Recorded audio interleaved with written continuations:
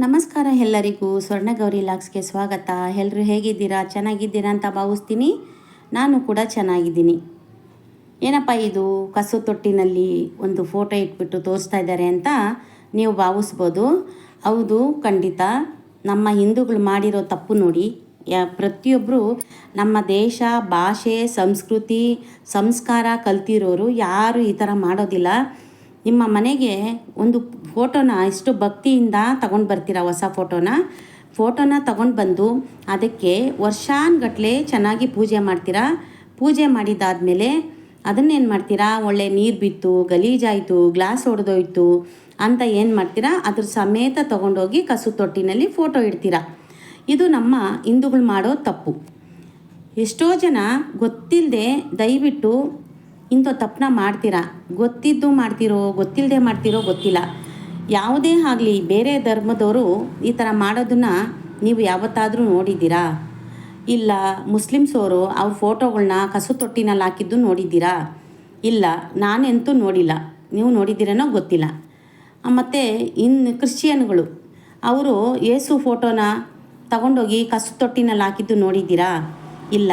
ಅವ್ರದ್ದೇ ಆದ ಒಂದು ಪದ್ಧತಿ, ರೀತಿ, ನೀತಿ ಇರುತ್ತೆ, ಅವ್ರು ಅನುಸರಣೆ ಮಾಡ್ತಾರೆ.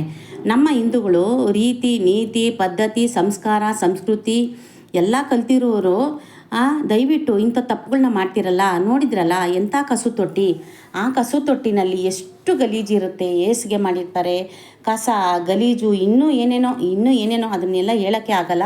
ಅಂಥ ಕಸು ತೊಟ್ಟಿನಲ್ಲಿ ನಮ್ಮ ಹಿಂದೂ ದೇವರುಗಳ ಫೋಟೋಗಳನ್ನ ಈ ಥರ ಇಟ್ಟಿದ್ದೀರಾ. ಇದು ಸರಿನಾ?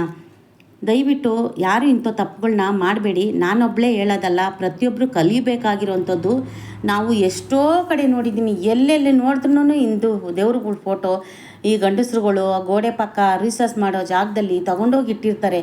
ಇನ್ನೇನು ಮಾಡ್ತಾರೆ ಹೇಳ್ರಿ, ಬೇರೆಯವರು ನಮ್ಮ ಹಿಂದೂಗಳ ಬಗ್ಗೆ ಇಷ್ಟೊಂದು ಕೇವಲವಾಗಿ ಮಾಡ್ತಾರೆ ಅಂತ ಅಂದಮೇಲೆ ತಪ್ಪು. ಎಲ್ಲರೂ ಇಂಥ ತಪ್ಪುಗಳನ್ನ 90% ಮಾಡೇ ಮಾಡ್ತಾರೆ.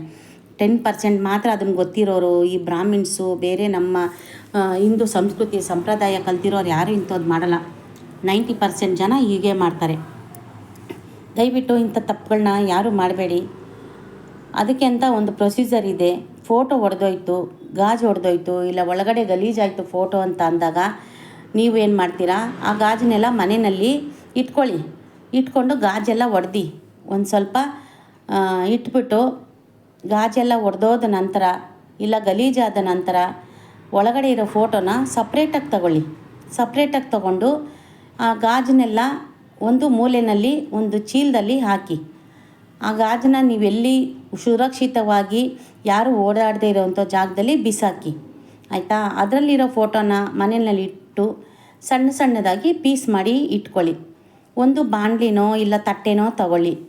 ಆ ತಟ್ಟೆನಲ್ಲಾಗಲಿ ಬಾಣಲಿನಲ್ಲಾಗಲಿ ಆ ಫೋಟೋನ ಸಣ್ಣದಾಗಿ ಪೀಸ್ ಮಾಡಿ ಅದ್ರ ಮೇಲೆ ಒಂದು ಸ್ವಲ್ಪ ತುಪ್ಪ, 1-2 ಊದುಬತ್ತಿ, ಸ್ವಲ್ಪ ಒಂದು ಸಾಂಬ್ರಾಣಿ ಬತ್ತಿ, ತುಪ್ಪ ಹಾಕಿ ಒಂದೇ ಒಂದು ಕರ್ಪೂರ ಇಟ್ಟು ಅದನ್ನಲ್ಲಿ ಚೆನ್ನಾಗಿ ಬೂದಿ ಆಗೋವರೆಗೂ ಸುಟ್ಟಾಗ ಸಂಕಲ್ಪ ಮಾಡ್ಕೊಳ್ಳಿ.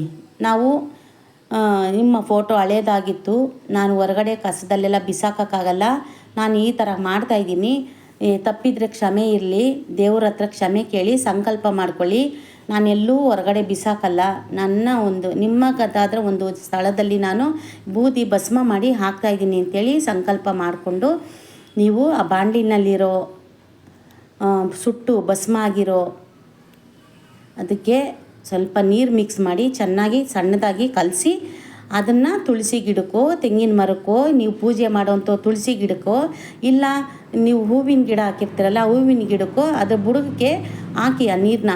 ಎಲ್ಲೂ ಹೊರಗಡೆ ಆ ಕಡೆ ಈ ಕಡೆ ಹೋಗ್ದಂಗೆ ಬುಡಕ್ಕೆ ನೀರು ಹಾಕಿದಾಗ ನಿಮಗೆ ಏನೇ ಥರ ದೋಷ ಏನೂ ಆಗೋದಿಲ್ಲ. ದಯವಿಟ್ಟು ನನ್ನ ಒಂದು ಸಣ್ಣ ಸಲಹೆನ ಪಾಲಿಸ್ತೀರಾ ಅಂತ ಭಾವಿಸ್ತೀನಿ. ಯಾರು ಇಂಥ ತಪ್ಪನ್ನ ಮಾಡಬೇಡಿ. ಇದನ್ನು ತುಂಬ ಹೊತ್ತೇನಾಗಲ್ಲ. ದಯವಿಟ್ಟು ಬಿಸಾಕಿ ಅಲ್ಲಿಡೋದಕ್ಕಿಂತ ಮನೆಯಲ್ಲೇ ಈ ಥರ ಮಾಡೋದ್ರಿಂದ ತುಂಬ ಉಪಯೋಗ ಆಗುತ್ತೆ, ನಿಮಗೂ ಒಳ್ಳೆ ದೇವರ ಆಶೀರ್ವಾದ ಸಿಗುತ್ತೆ. ದಯವಿಟ್ಟು ಇಂಥ ತಪ್ಪನ್ನ ಮಾಡಬೇಡಿ ಅಂತೇಳಿ ನೀವು ಮನೆಯಲ್ಲಿ ಭಸ್ಮ ಆಗಿರೋದನ್ನು ತುಳಸಿ ಗಿಡಕ್ಕಾಗಲಿ ಹಾಕಿ ಪದೇ ಪದೇ ಹೇಳ್ತಾ ಇದ್ದೀನಿ, ಯಾರು ಇಂಥ ತಪ್ಪನ್ನ ಮಾಡಬೇಡಿ.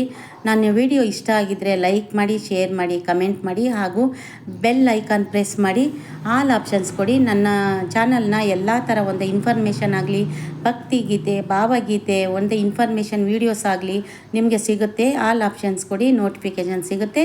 ನಮ್ಮ ವಿಡಿಯೋ ನೋಡಿ ಸಪೋರ್ಟ್ ಮಾಡಿ, ಹಾಗೂ ಇಂಥ ತಪ್ಪು ಮಾಡಬೇಡಿ. ನೀವು ಗೊತ್ತಿರೋರು ನಿಮಗೆ ಬೇರೆಯವ್ರಿಗೂ ತಿಳುವಳಿಕೆ ಹೇಳಿ ಅಂತ ಹೇಳ್ತಾ ಈ ವಿಡಿಯೋನ ನಾನು ಮುಗಿಸ್ತಿದ್ದೀನಿ. ಮತ್ತೊಮ್ಮೆ ಇನ್ನೊಂದು ವಿಡಿಯೋದೊಂದಿಗೆ ಸಿಗ್ತೀನಿ. ಎಲ್ಲರಿಗೂ ಧನ್ಯವಾದಗಳು. ಹಾಗೂ ನಿಮ್ಮ ಈ ಇನ್ಫಾರ್ಮೇಷನ್ ವಿಡಿಯೋ ಇಷ್ಟ ಆಗಿದೆ, ದಯವಿಟ್ಟು ನಿಮ್ಮ ಫ್ಯಾಮಿಲಿ ಫ್ರೆಂಡ್ಸ್ಗೆಲ್ಲ ಶೇರ್ ಮಾಡಿ ಅಂತ ಹೇಳ್ತಾ ಈ ವಿಡಿಯೋನ ಎಂಡ್ ಮಾಡ್ತಾಯಿದ್ದೀನಿ.